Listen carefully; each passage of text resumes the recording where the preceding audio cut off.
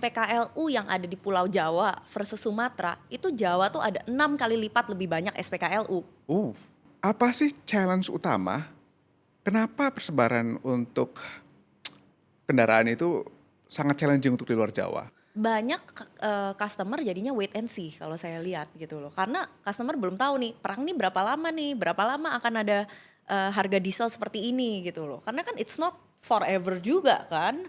Nah, sekarang kalau dari sisi kamu sendiri ya, pusing nggak sih? Ya pusing lah, siapa sih yang nggak pusing kalau ngomong jujur. Karena saya benar-benar di challenge untuk adaptasi sangat cepat terhadap market.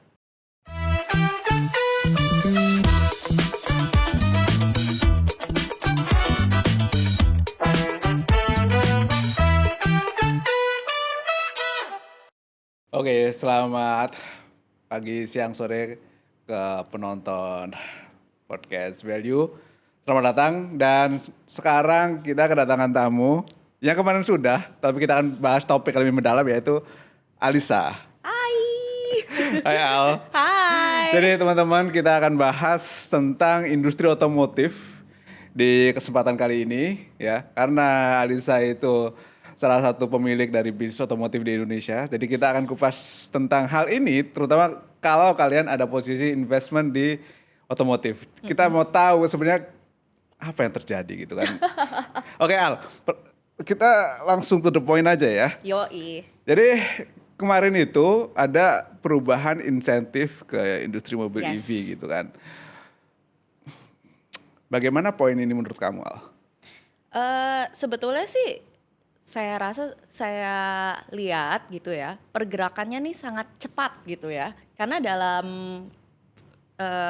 posisi sekitar 1-2 minggu, regulasinya tuh antara Banyak ya? mau jalan, tidak mau jalan. Sempat waktu itu ada isu mau ada ini insentif diberikan 25%, Oke. sempat mau dibebaskan juga. Tapi at the end of the day yang saya dapat nih so far ya, ini per kita rekam Iya. podcast ini, nggak tahu kalau nanti berubah lagi ya. Ini tuh akan dibuat regulasi untuk pengurangan PPN, tapi berdasarkan tipe baterai mobil.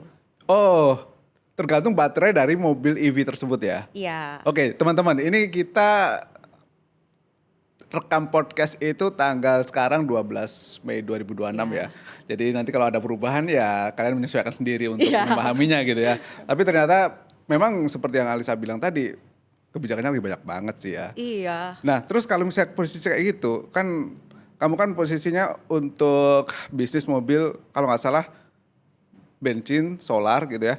Itu sekarang ada pengaruh nggak sih tentang regulasi yang di EV tersebut? Apakah terus tiba-tiba demand untuk yang solar atau bensin itu naik atau gimana? Kalau yang saya lihat sih mungkin karena satu, aku nggak bisa compare Jakarta versus daerah di luar Jakarta. Ya. Karena daerah Jakarta satu ada genap ganjil, dan yang kedua GDP per kapitanya beda banget dari kota-kota di luar Jakarta. Jadi otomatis kalau kita lihat range mobil-mobil yang EV ini kebanyakan menjadi mobil additional. Ya kalau kita secara tradisional mobil tuh bagi demand structure tuh jadi 3. Satu tuh first buyer. Oke. Yang kedua itu biasanya replacement. Ya. Yang ketiga baru additional.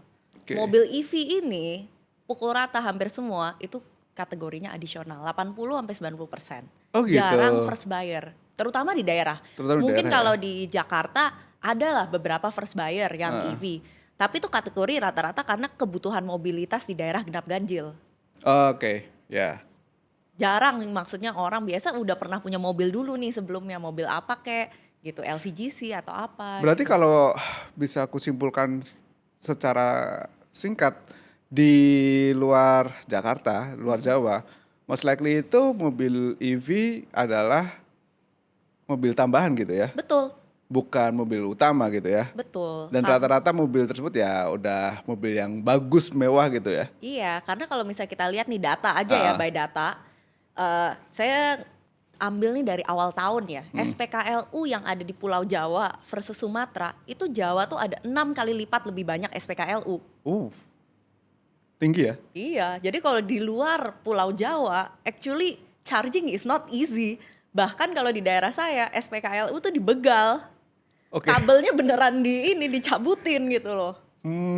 Jadi challenge-nya sangat-sangat tinggi kalau di luar Jawa ya untuk mobil EV ya saat ini. Betul, kecuali untuk penggunaan dalam kota. Oke. Atau misalnya kayak contoh, dia punya rumah yang bagus, besar di daerah. Kalau misalnya kayak di daerah Medan tuh di Polonia lah gitu loh, kayak Mentengnya Medan gitu kan. Rumahnya gedongan, ya udah pasang charger mobil is okay, nggak masalah. Makanya kalau aku pull dari data registrasi polisi per bulan Maret, EV itu penetration baru 2,1% kalau di ini untuk Sumatera Utara. Masih rendah ya. Ya, dan masih didominasi oleh kalau aku lihat model-modelnya masih dominasi yang model premium. I see. Nah, kalau sekarang itu kan terkait problem soal regulasi EV ya. Ya, Nah, beberapa waktu kemarin kita kan ada kenaikan juga nih bahan bakar nih, betul. ya kan? Bahan bakar yang subsidi ya untuk Betul. di Indonesia gitu kan. Itu ada pengaruhnya nggak ke bisnis Oh otomotif? pasti. Gimana tuh Pasti. ceritanya? Jadi kalau saya lihat perharinya itu tuh pasti ngedropnya di mana? Ngedropnya di SPK duluan. Oke. Surat kendaraan, order-order pasti berturun. Malah yang kita lihat adalah customer switching. Kalau di daerah saya switchingnya jadi ke hybrid. Karena mereka sekarang mulai memikirkan total cost of ownership. Does it make sense to own a car? Kalau misalnya let's say isi bensin aja berapa juta sebulan gitu loh. Yang bisa actually go towards cicilan. Oke, jadi kalau seperti itu biasanya apakah akan langsung terdampak dalam waktu yang dekat atau in the long run? Apakah nanti akan ada adjustment lagi dari market? Banyak customer jadinya wait and see kalau saya lihat gitu loh. Karena customer belum tahu nih perang nih berapa lama akan ada harga diesel seperti ini gitu loh. Karena kan it's not forever juga kan. Iya. Tergantung nanti posisi perang. Jadi ada customer yang contoh menunda pembelian, itu yang kita lihat. Yang kedua yang misalnya itu mengalihkan ke unit-unit hybrid. Oh, hybrid malah jadi dapat limpahan gitu ya? Dapat limpahan yang sebelumnya mungkin customer agak ada keraguan lah. Misalnya contoh karena misalnya mobil hybrid gitu dia belum gitu yakin dengan teknologinya. Karena kan hybrid itu kan cenderung kalau untuk orang Indonesia pun masih termasuk baru kalau di daerah ya. Walaupun tuh sebetulnya kalau ngomong-ngomong teknologi udah 20 tahun loh. Udah lama ya padahal ya? Iya dong, dari zaman Prius. Oh iya, betul. Dari zaman Prius udah ada. Oh iya, betul. Nah, sekarang kalau dari sisi kamu sendiri ya, pusing nggak sih? Ya pusing lah, siapa sih yang nggak pusing kalau ngomong jujur. Karena saya benar-benar di challenge untuk adaptasi sangat cepat terhadap market. Market berubah cepat, otomatis saya harus ada fleksibilitas gitu juga. Dalam arti ya it can be via ini manpower saya, promosi. Contoh kami langsung cepet-cepet tahu nih, wah diesel nih ada kendala. Gimana nih kita untuk take the opportunity supaya customer mungkin punya mobil diesel yang mau di trade in jadi mobil hybrid gitu kan. Kami langsung cepat-cepat buat program bersama dengan bengkel kami untuk ini cuci filter diesel gratis. Oke. Dia datang gitu, kalau kamu di database kami mobilnya udah usia di atas 5 tahun, nah ini customernya kami undang kembali, ayo datang gitu cuci filter gratis, nanti sekaligus kita tawarin, tertarik nggak untuk trade in mobil kamu? Itu program yang baru berjalan 1 bulan 2 bulan terakhir ya? Ini baru jalan mulai 1 Mei. Baru banget sih. Ya karena kenapa? Saya benar-benar kan harga bensin baru naik tanggal 18. Ya. Tanggal 18 April. Jadi saya dalam waktu 12 hari harus benar-benar menggodok, ayo ide apa nih supaya barangnya bisa keluar. Ini pelajaran bagus ya teman-teman. Jadi dengan situasi seperti apapun sebagai pengusaha memang harus mengambil sikap itu cepat dengan kepala dingin ya, meskipun memusingkan. Pusing sih, kalau ditanya pusing, nggak ada yang nggak pusing. Ya, betul Tapi sekali. kita harus lihat setiap kali ada krisis selalu ada yang benefit. Apa tuh? Saya punya prinsip gitu sih, maksudnya kayak kalau setiap kali ada krisis harus ada yang benefit. Ya, yang in this case yang benefit apa? Kan hybrid Ya. otomatis. Karena seperti aku bilang di daerahku untuk charging mobil tuh masih pertanyaan nih SPKLU etc. Dan ingat kalau di Medan itu 70% GDP agrikultur. Iya. Kalau 70% agrikultur apa? Artinya kan masuk ke ini tempat sawit, ladang karet, ladang apa? Yang notabene mau nge-charge di mana kalau misalnya ladang sawit internet aja belum tentu ada. Oh iya, Konektivitas saja belum ada. make sense. Jadi saya yakin mobil-mobil diesel tuh masih ada tempatnya. Masih, bukannya nggak ada. Karena ya nature of the roads and nature of the economy. Counter ekonominya di kita. Kondisi market di Sumatera masih memerlukan mesin diesel ya. Betul, Mobil dengan bukannya nggak. diesel. Cuman memang pasti demand-nya turun. Oh ya, Mungkin orang yang mikir mau beli baru akan menunda. menunda, etc. Jadi menurutku bukannya nggak ada marketnya. Tinggal kita pintar-pintar apakah kita yang bisa get the opportunity. Nice one. Nah, kalau sekarang kan variabel untuk bisnis mobil otomotif itu kan banyak sekali ya. Yes. Meskipun dari data kita untuk kredit yang keluar itu semakin lama semakin tinggi, Correct. ya. Karena harga mobil juga nambah tinggi. Betul. Every year naik terus. Betul. Karena partsnya kan harganya US dollar, Yes. Sing dollar, otomatis ya Makin naik. makin naik Nah, karena nilai tukar. kalau sekarang dari sisi Alisa sebagai pengusaha gitu kan, baik dari sisi insentif maupun harga maupun bahan bakar atau model, itu sebetulnya variabel apa yang paling memusingkan dari sisi pengusaha ya? Yang paling jadi concern atau seperti apa, Al? Sebetulnya kalau ditanya yang mana paling ngaruh gitu kan ke pembelian customer, menurutku trust and model fit itu dua mungkin yang faktor paling penting dulu. When I say trust gitu, ya it's actually quite rational. Mobil itu adalah pembelian kedua termahal dalam hidup seseorang setelah rumah. Ini trust itu maksudnya trust ke siapa? Ke brandnya. Oh, trust ke brand. Dalam arti gini, if something goes wrong with my car, siapa yang bisa aku cari? Ada nggak yang bisa betulin? Harga spare partnya di berapa? Total cost of ownership-nya gimana? Secara bahan bakar mahal nggak gitu kan? Trust itu nggak cuma serta-merta gimana. Banyak brand baru bisa masuk dan dia undercut di pricing. Tapi banyak juga customer yang berpikir, saya ini mobil baru. Tapi kalau misalnya mendadak, ya dalam let's say waktu singkat tiba-tiba remnya oblong atau misalnya gimana, saya cari spare part kemana? Spare partnya inden berapa lama? Kalau inden tuh mobil operasional yang tiap hari saya pakai kantor, berarti saya 2 bulan masih sewa mobil dong. I see. Jadi trust itu kayak I want to know that produk ini reliable, produk ini ada kalau sampai rusak ada yang betulin, dan harganya juga nggak mahal untuk betulin. Jadi trust itu ya betul sekali sih, karena tadi kamu bilang bahwa mobil itu adalah pembelian termahal kedua setelah rumah ya. Iya. Sehingga ketika mereka harus spending uang dalam jumlah yang lumayan, mereka harus percaya terhadap produk tersebut ya. Betul, dan itu produk apa yang dibutuhkan oleh market. Kayak contoh misalnya mobil-mobil EV yang ada di Indonesia kan kebanyakan actually tidak dibuat untuk Indonesia. Dia adalah buatan di Cina yang diekspor ke Indonesia. Nah, notabene family structure di China beda banget sama family structure di Indonesia. Family structure di China karena one child policy, akhirnya kalau kita lihat, makanya kenapa yang populer tuh sedan sama 5-seater. Jalan di Cina mulus, nggak ada namanya polisi tidur, nggak ada namanya jalanan yang masih dibangun zaman Belanda nggak pernah dibetulin gitu kan. Iya. Sedangkan di daerah saya hal-hal ini adalah realita kehidupan yang ada Masih ada di sana. ya. Jadi yang populer apa? Indonesia very family oriented kan.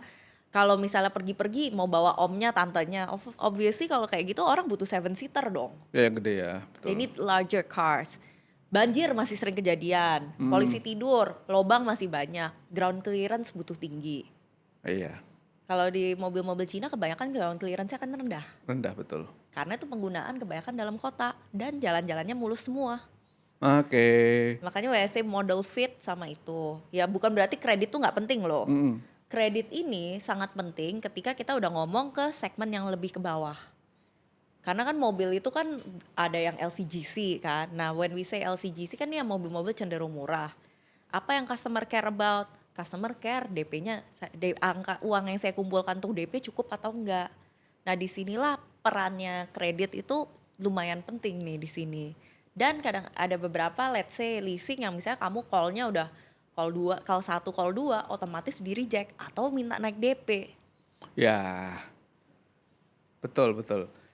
Nah kalau sekarang terkait sama, berarti kan trust sama model ini yang menentukan karena structure orang di China sama di Indo itu kan memang berbeda ya. Betul. Sehingga itu membuat kebutuhan, permintaan pada akhirnya nanti akan ter-adjust dengan sendirinya Bener. untuk kembali gitu ya. Makanya kalau aku bilang mobil additional kenapa make sense? Karena yang beli rata-rata itu orang yang let's say lumayan wealthy. Lumayan wealthy kecenderungan apa? Family size nggak gitu besar.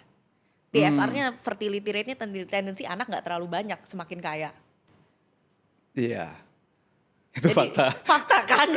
Jadi otomatis 5-seater cars pun mereka masih mau ambil. Iya, oke. Nah sekarang gini, kalau oke itu betul. Tapi sekarang posisinya itu kan banyak sekali brand-brand EV yang baru, even banyak brand yang aku sendiri baru tahu gitu ya, Iya. dalam beberapa waktu belakangan terakhir ini ya. Memang dalam jangka panjang nanti akan kita lihat. Tetapi ketika pas pertama ini kan otomatis market terutama di kota besar ya, market ngelihat wah kok menarik ya. Betul, Ya kan? betul. Sehingga mereka banyak sekali spending ke brand-brand yang dulunya Jepang pindah ke brand-brand Correct. baru tersebut gitu Itu kan. fakta. Itu fakta kan. Itu fakta. Nah, apa yang dilakukan sama teman-teman dealer, teman-teman yang pegang license untuk Iya. brand-brand Jepang untuk menjaga market share mereka, atau oh ya memang market share mereka berkurang ya sudah memang udah jalannya seperti itu, nanti nunggu aja waktu untuk kembali lagi kepada brand mereka sendiri. Kira-kira apa yang dilakukan kayak gitu? Kalau di level dealer sih kita pasti memperjuangkan ke ATPM kita untuk bilang, hey ini kan market udah mulai berubah nih kontornya. Otomatis kembali lagi ke basic. Aku selalu basicnya, do we have the right product and the right model gitu loh. At least kalau brand-brand Jepang trustnya udah ada. So then what you need is a new model yang sesuai dengan realita lapangan. Realita lapangan apa? Ada genap ganjil. Realita lapangan apa? Wealthy people untuk cari additional car udah mulai cari ke EV gitu kan. Ya. Nah di realita lapangan can you provide these products? Oke. Nah itu kita selalu komunikasikan dan soundingkan ke ATPM kita. Jadi mungkin kalau ATPM saya nonton ya, tolong ya pesan sponsor. Tuh satu. Yang kedua dari sisi kami, untuk produk-produk yang existing, bagaimana do we make it more interesting?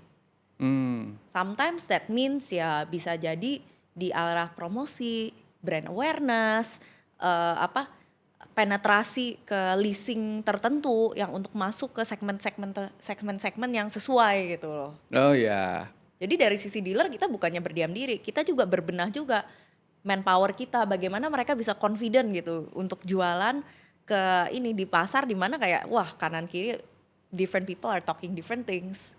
Dan tuh benar-benar how do you story sell? How do you story sell di lapangan?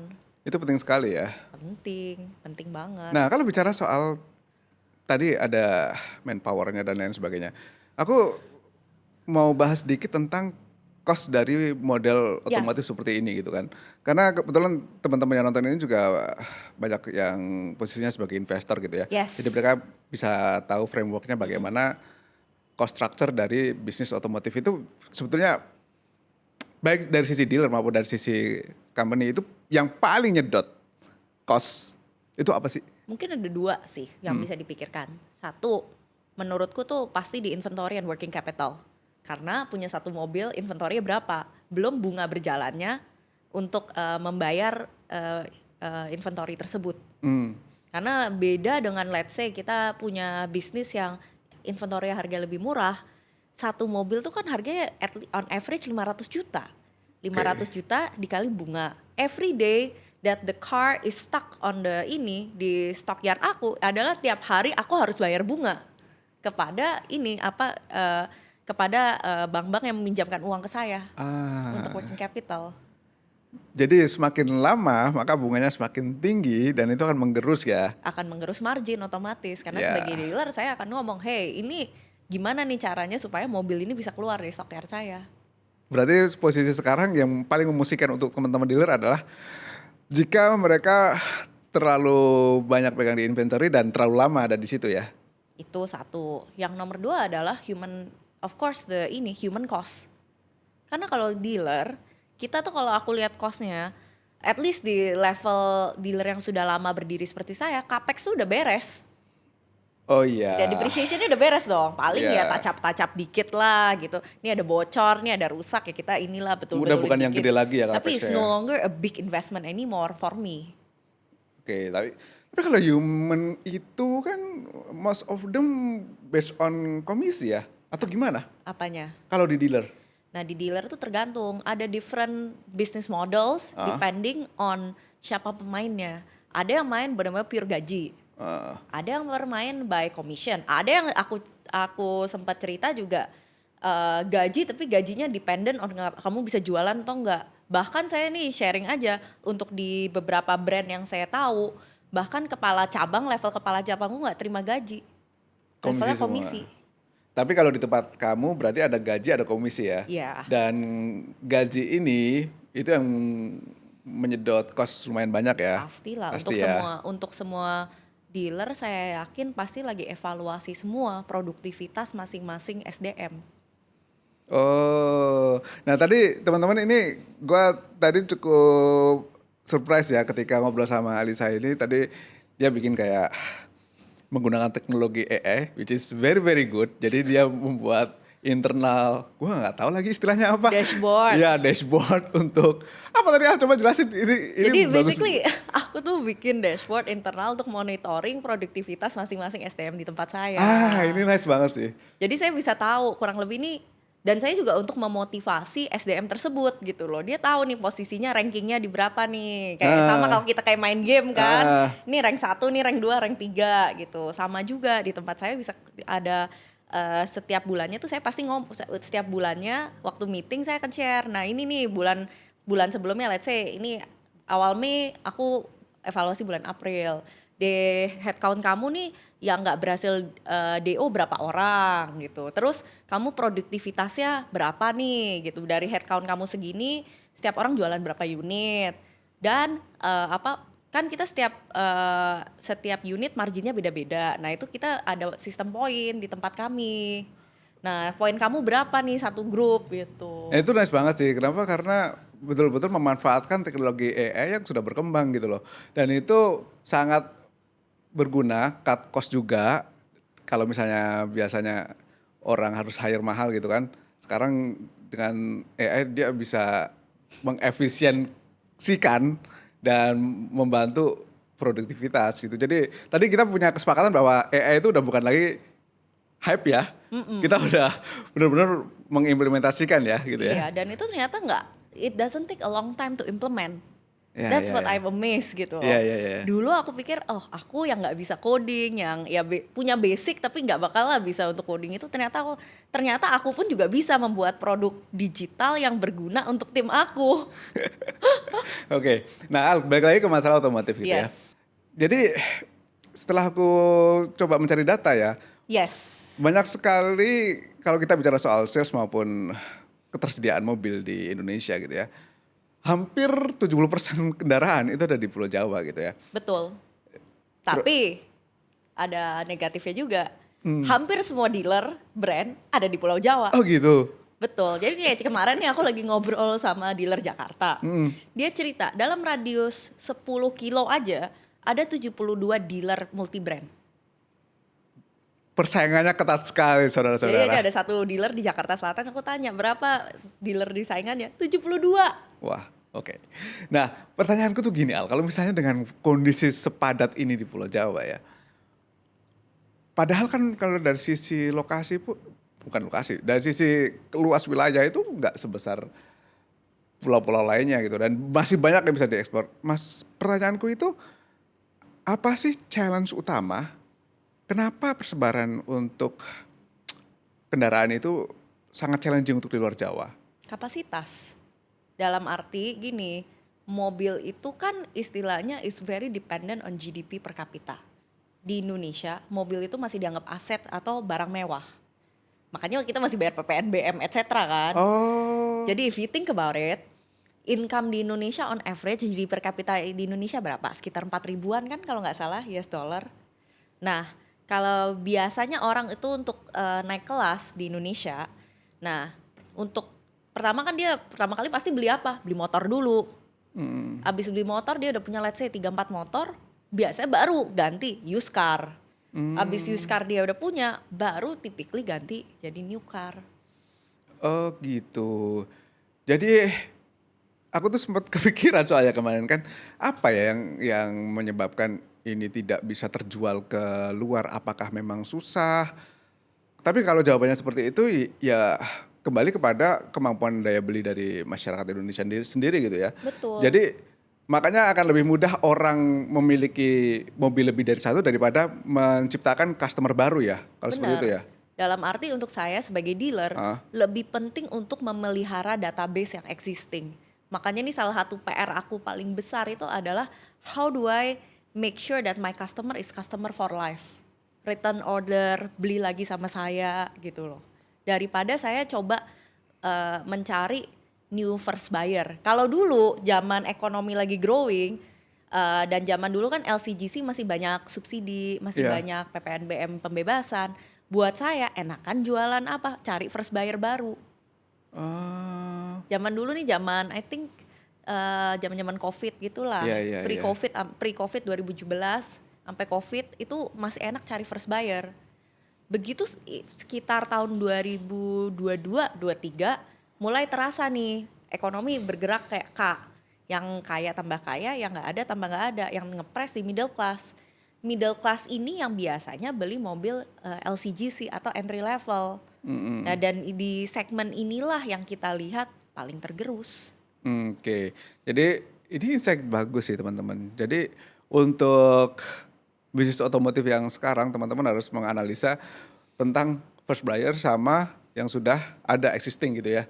Karena dari situ akan menunjukkan nanti tingkat profitability-nya. Akan lebih susah untuk mendapatkan new customer daripada menjaga customer yang sudah ada. Betul. Untuk saat ini yang lebih make sense seperti itu. Ini pun gue juga baru tahu setelah ngobrol sama Alisa sih. Thank you ya. Tapi memang interesting sih kalau dipikir-pikir dulu enakan cari ke ini orang-orang yang mau beli mobil pertama kita bantukan, dan kebetulan zaman dulu leasing juga tidak strict masalah DP. Sekarang berubah ya. Sekarang udah regulasi agak berubah. Dulu tuh bisa DP 10%, 15% tuh very common. Sekarang itu lebih common aku lihat 20, 30, bahkan aku udah pernah lihat leasing banding sampai ke DP 40%. Wow. Mungkin karena risk profile-nya juga sudah mulai berubah ya. Betul, dan NPL pun juga untuk naik leasing ya? Kan pasti naik. Ya otomatis pasti impact-nya ke sana juga. Jadi ini buat teman-teman yang terutama yang invest di bisnis-bisnis leasing ya harus diperhatikan juga, karena komposisi leasing beda-beda. Ada yang used car, ada yang motorcycle, ada yang ini new car, dan new car pun juga beda-beda ini segmennya. Betul. Jadi karena bisnis otomotif itu sangat berhubungan dengan leasing ya. Betul. Berhubungan dengan pembiayaan seperti tadi yang data yang sudah gua kasih lihat, bahwa harus mengecek kalau sekarang ya tingkat NPL yang ada. Karena jadi gini loh, kalau NPL-nya itu tinggi, most likely leasing itu akan kasih DP pasti tinggi daripada biasanya. Artinya kalau dulu mereka bisa rendah ya kan, karena sekarang udah mulai tinggi ya mereka harus menyesuaikan lagi. Karena mereka nggak mau pegang risiko yang terlalu tinggi untuk bisnis mereka. Dan beda juga ini yang paling menarik yang aku perhatikan, ya bank-bank yang juga pembiayaan KKB, kredit kendaraan bermotor, pasti juga beda bisnis model sama leasing. Kadang-kadang kalau bank-bank yang memang mereka cukup populer, depositnya banyak, etc. Mereka untuk customer yang privilege mereka bisa kasih bunga yang lebih rendah. Oh, nah kalau sekarang ini gue penasaran juga sih. Kan Alisa itu kan pegang brand Toyota ya? Yes. Disebut aja lah nggak apa-apa. Ya nggak apa-apa. Nah, yang paling populer kalau di tempat Alisa itu apa sih? Sekaligus leasingnya itu apa sih? Leasingnya dalam arti yang bukan brand leasing ya, tetapi mobil apa yang dibeli secara kredit gitu. Karena first of all aku mesti ngomong, the situation changes very fast. Yes. Kalau aku ambil data bulan Maret before harga-harga naik, di daerahku yang paling populer itu mobil Innova Reborn. Sebelum harga diesel naik. Harga diesel naik ya? Iya, paling populer tuh Innova Reborn diesel. Dan itu bertahan bertahun-tahun ya itu terus? For many years. Oh, jadi nanti kita lihat setelah pengumuman bahan bakar naik, Berarti 2 bulan, 3 April, bulan Mei ke ini depan. kita coba lihat ya. Ya. Nanti yang best sellerku apa nih? Ya, karena itu menarik juga untuk dicari tahu ya apakah akan berubah atau ternyata tidak. Karena itu kan berarti menentukan bagaimana capacity pengguna di sana kan. Betul, Oke. betul. Nah, kalau oke tadi Innovarable, terus apa setelah itu? Kalau mungkin ini dulu ya, dulu itu our top seller tuh Avanza karena mobil keluarga notabene entry level untuk semua orang. Sekarang pindah ke Innova menurut aku adalah sejak mungkin berapa tahun terakhir ini. Kenapa? Karena ya memang struktur ekonominya kita yang berubah, yang aku bilang K-shape itu, yang kaya tambah K-shape. kaya, yang di bawah tambah di bawah. Karena K-shape ekonomi ini, jadi yang dulunya top model saya Avanza jadi ganti jadi Innova. Oh gitu. Iya, karena kan harganya beda. Iya. Dan obviously DP capacity pasti beda. Kalau sekarang rata-rata di sana tuh DP-nya berapa persen ya?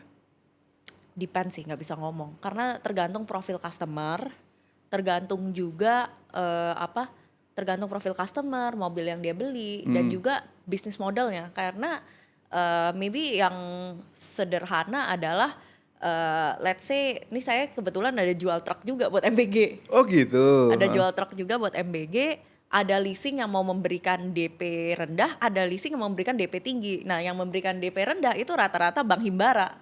I Karena see. harus support program ini. Jadi Iya, biasanya saya alihkan ke sana. Kalau misalnya yang non itu mereka takut riskan. Karena kalau seandainya proyek ini kan kontraknya rata-rata dengan yayasan tuh cuma 1 tahun. Tapi kan rata-rata kalau orang mau kredit, kalau lihat berdasarkan alokasi budget yang dikasih oleh pemerintah, itu mungkin bisa 3-4 tahun. Oh, I see. Jadi pasti dia akan meminimalkan cari yang DP-nya rendah. Iya. Itu make sense sih. Nah sekarang kalau misalnya kita bicara ya, karena dari tadi kita ngomongin soal regulasi. Seandainya nih kamu ada kesempatan buat ngobrol sama menteri-menteri itu, Menteri Keuangan sama Menteri Perindustrian Indonesia, apa yang mau kamu sampaikan gitu?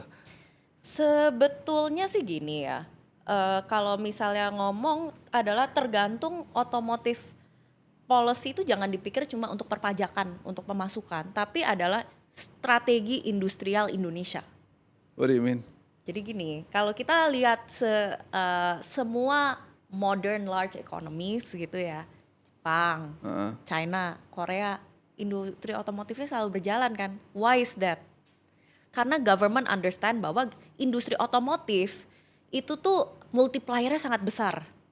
Dari satu misalnya pabrik, dia kan butuh supplier yang bikin AC-nya, yang bikin karpet, yang bikin jok. Dan rata-rata kan regulasi pasti ada regulasi CKD CBU, di mana yang itu menguntungkan CKD. CKD itu apa biar teman-teman tahu? Jadi kalau itu complete knockdown, jadi benar-benar dibikin dan dirakit dari negara tersebut. Nah kalau CBU complete build up, artinya apa? Diimport dibawa ke Indonesia. Nah kalau di Indonesia mobil CBU itu ada kuota pembatasannya dan ada pajak-pajak tertentu yang dia dapat yang kalau misalnya CKD enggak, kecuali mobil listrik. Oh gitu. Kalau mobil listrik itu kebanyakan CBU. Baru very few players udah berhasil bikin CKD. Nah waktu itu dibelikan regulasi ini karena bilang pabrik-pabrik mumpung kayak pabrik-pabrik ini lagi pada bangun di Indonesia dari China. Nah pertanyaannya sampai sekarang udah selesai belum tuh pabrik? Udah bisa produksi belum CKD? Ya. Nah yang selalu concern saya adalah all the side effect dan side ripple effect. Karena kan satu industri otomotif itu dia mempekerjakan banyak manusia. Dan itu gak cuma limited di satu pabriknya doang. Tapi pabrik-pabrik peripheral, belum lagi dealer, belum lagi nanti ini bengkel-bengkel. Multiplier efeknya tinggi ya? Multiplier efeknya sangat besar. Dan itu menjadi positive impact karena itu orang-orang ini semua nanti bayar PPH. Ya. Jadi sebetulnya nggak boleh dilihat bahwa mobil tuh barang mewah, therefore aku pajakin. Tapi kamu lihat dari satu industri mobil ini sebetulnya satu negara tuh menerima berapa lapangan kerja sih? Versus kalau kita benar-benar cuma import mobil cuma dijual, ya berarti kan yang ada ini multipliernya cuma limited ke dealernya, limited ke ya bengkel authorized doang. Dan bengkel authorized kalau mobil listrik otomatis kan mempekerjakan lebih sedikit teknisi daripada mobil ini ICE atau hybrid. Oke. Betul. Jadi saya cuma bilang sebetulnya nggak bilang satu teknologi is better than the other, enggak. Aku sih enggak ngomong gitu. Tapi tolong dari pemerintah reward local value add. Jangan mikirin masa assembly point of originnya di mana. Karena sangat penting bahwa ini tuh multiplier-nya berjalan. Kalau otomatis multiplier berjalan, ekonomi tumbuh. Kalau di saat ekonomi tumbuh, itu kan sebetulnya benefit ke semua. Betul. Ada economic impact-nya yang bisa kita bilang sangat besar dari industri otomotif ini. Kan Belum gitu lagi kan? teknologi transfernya. Ya. Jadi upskilling dari worker-worker yang ada di Indonesia. Ya, make Jadi sense. menurutku ya jangan terlalu strict lah gitu Ya. ketika kita memikirkan. Artinya kan kalau kita melihat dari sisi perpajakannya misalnya ya, kita harus memikirkan dari sisi perpajakan in the long run-nya, tidak hanya dalam waktu tertentu saja. Saya punya saya APBN-nya kurang nih, APBD kurang. Oke, kita naikkan pajak, nggak bisa mikir gitu. Harus mikir ini kalau saya berikan insentif, benefitnya apa sih long term Yes. untuk negara? Apakah kita memperkaryakan lebih banyak orang? Atau malah dengan tidak memberikan insentif malah kena layoff. Kalau kena layoff otomatis orang tidak bisa spending, itu multiplier effect-nya jadi terbatas. Kalau aku sih pikir ya, kalau aku berharap pemerintah bisa memikirkan kalau untuk secara program yang benar-benar memberikan multiplier effect. Ya, karena memang kalau misalnya bicara soal program, goalsnya in the long run pasti melihat dari sisi multiplier effect gitu kan, tercompound dengan sendirinya dalam waktu yang lama, ekonomi akan berkembang, tidak bisa melihat dari sisi yang short term saja, kan gitu kan. Betul. Oke, nah sekarang kalau untuk teman-teman investor nih ya, untuk teman-teman investor terutama otomotif gitu, kamu ada suggestion atau ada advice nggak untuk mereka? Kalau untuk investor otomotif be prudent sih. Be prudent. Be prudent gitu, karena ini industri sangat terpengaruh oleh policy dan regulation. Jadi ya to be honest banyak uncertainty yang akan ada in the next how many months. Karena salah satunya supply chain. Dengan adanya perang ini dan masalah di Selat Hormuz, supply chain semua pasti terdampak dari oli, pelumas, spare part, etc. Mungkin ada beberapa part yang komponen yang missing gitu loh. Dan sampai sekarang ketika kita ambil video ini masih terjadi hal itu ya? Masih perang terus kan, kita belum tahu. Ini Ya. hanya Trump dan Tuhan yang tahu kapan selesai ini perangnya kan. Oke, jadi teman-teman ini adalah advice dari Alisa, harus be prudent gitu ya. Be prudent dan jangan terlalu reaktif. Dalam arti there will always be some new change, whether that's domestic policy, international war, etc. Kita sebagai at least yang pelaku pasar, ya kita akan coba untuk cepat respon. Itu yang aku bisa kerjakan sebagai pelaku pasar gitu kan. Tapi at the same time ya harus banyak wait and see gitu loh. Banyak wait and see. Kalau saya sebagai ini adalah mungkin ya lihat dulu ini kedepannya seperti apa. Oke. Al, satu pertanyaan terakhir. Kamu punya saham otomotif yang luar negeri atau enggak? Saham otomotif luar negeri aku nggak pegang. Oke. Kenapa? Karena aku try to diversify. Oke. Untuk secara, maksudnya kan gini, aku secara exposure dari pekerjaan udah besar dong. Oke, ya. Kalau aku invest di otomotif di luar negeri, Sama-sama aja gitu ya. sama aja kali ya, gue kagak diversify my risk gitu kan. Mending aku invest di segmen-segmen lain yang maybe nggak itu, walaupun mungkin ada insight-insight yang saya tahu mengenai industri otomotif yang orang lain tidak tahu, tapi at the same time aku lihat I need to diversify. Oke. Jadi itu mengamalkan ya, yang dibilang Alisa tadi, be prudent juga untuk dirinya sendiri gitu kan. Iya. Oke, thank you Al udah sharing ke teman-teman di sini. Ini beberapa insight yang banyak yang mereka pasti nggak tahu, karena gue juga baru tahu ya beberapa hal yang tadi kita diskusikan, and thank you so much. Dan teman-teman, podcast kali ini cukup sampai segini ya, dan jangan lupa ini akan sangat menyesuaikan dengan waktu pengambilan video. Betul. Which is 12 Mei 2026. Jadi kapanpun kalian tonton harus disesuaikan lagi. Jangan dipikir sesuai dengan waktu kalian nonton gitu ya. So itu saja dari gua, dan thank you Al udah hadir. Thank you so much Kak. Sampai jumpa lagi di podcast Value episode selanjutnya. Thank you and bye-bye. Bye bye.